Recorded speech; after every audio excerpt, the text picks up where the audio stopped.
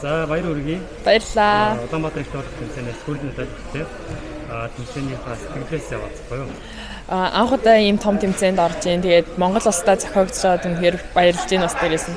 Тэгээд хүрэл медаль авсандаа үнэхээр их баяртай байна. Сэтгэл өөдрөг байна. Өнөөдөр хийсэн барилгаанууд нэгж харахад ямар барилгаанууд хамгийн хэцүү ямар барилгаан байгаа юм?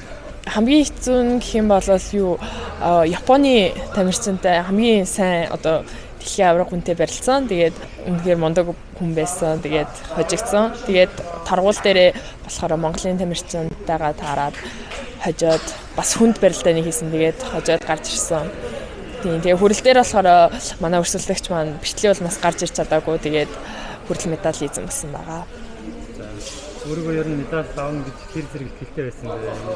Бэлтгэл сургуульд яаж байгаа юм бэ? Бэлтгэл сургуульд бол нэлээд сэтгэл хангалуун хийсэн болохоор медалийн тавцан дээр гарах болов яах бол гэсэн бас сэтгэл зүй бас тийм байсан. Тэгээд хэрвээ гарч чадах юм бол хичээгээд гарч чадъя гэсэн ерөн зорилготой байсан. Тийм медаль авъя гэсэн бодолтой л байсан. Баярлалаа илэрхийлэхэд хийж байгаа хүмүүс байвал гэж байна. Академийн багш нар болон шгшээгийн багш нартай тэгээд шгшээгийн ах эгчнэр болон академийн дүүнер тусал дэмсэн дүүнер ах эгчнэртэй зөндөө их баярлаа. Тэгээд мэдээж гэрийнхэн маань их дэмжсэн. Намайг энэ хүртэл одоо энэ тэмцээнд оруулах гээд Японоос авчираад нэтэрээ гээд ер нь амар их тусалж дэмжсэн байгаа. Тэгээд гэр бүлийнхандаа олон академийн багш нарт дүүнертэй шгшээгийн ах эгчнэр шгшээгийн багш нартай үнэхээр их баярлалаа. Улам илүү хичээж алтан медалийн төлөө барилдаад алтан медалийн эзэн болохын төлөө хичээнэ. За мэдээ сэтгэл маш өндөр байна. Тэгээд сэтгэл маш өндөр байна. Анх удаага одоо Жуда академи хамт олноос тийм ээ. Гранд Слам гэдэг энэ одоо маш өндөр зэрэглэлийн тэмцээнээс Югославиас зогсож. Маш өндөр зэрэглэлийн тэмцээнээс ингээ медаль авна гэдэг бол бас л одоо нэг мөрөөдлийн маань нэг байсан. Тэгээд энэ маань мөрөөдлийг маань одоо манай хүсэл маань биелүүлээд өгч хат би бас хүсэндээ маш их баярлалаа гэж хэлж байна. Тэгээд бидний өрөө болохоор хамтын хүч амжилт гэсэн юм өрөөнд ор байдаг. Энэ болохоор нэг хүнээс шалтгааллах зүйл биш.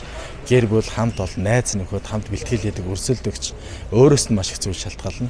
Ингэж одоо явж ирсэн нэг жохон амжилтанд хүрдэг. Одоо энэ шагналыг авсан одоо нийт Жуда академийнхаа багш сурагчид дэмжигчид тийм ээ энэ бүгдд нь одоо баярын мэндгээр яал гэж бодож байна. Тэгээд өнөөдөр чинь тамирчдын баярын өдөр шүү дээ. Тэгээд энэ сайхан баярын өдөр ингэж шав маань хүрэл медаль аваад ингээд авсанд одоо маш их сэтгэл өндөр байна.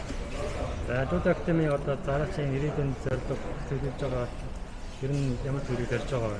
За яг бид бүхэн бол Жуда бөхөр өндөр амжилт үзүүлэх гол зорилго нь бас байдаг. За тэрний бас хамгийн урд нь тавигддаг зүйл нь бол тамирчдыг багаас нь зөв хүмүүжил сургах, зөв далалт сургах, хамт олонж болох, нийтж болох, цаашлах юм бол их оронж үзэлтэй болох гэсэн ийм одоо үзэл судлыг хамгийн их суулгаад за дараа нь одоо ийм одоо зөв заншил, зөв дадал сус хүмүүсд бол өндөр амжилт үзүүлэх магадлал бол их өндөр байдаг.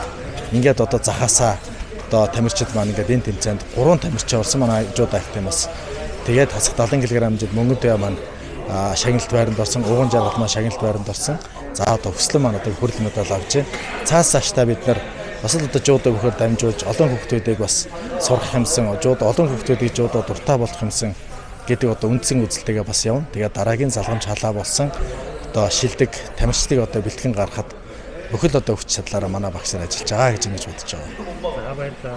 За баярлалаа.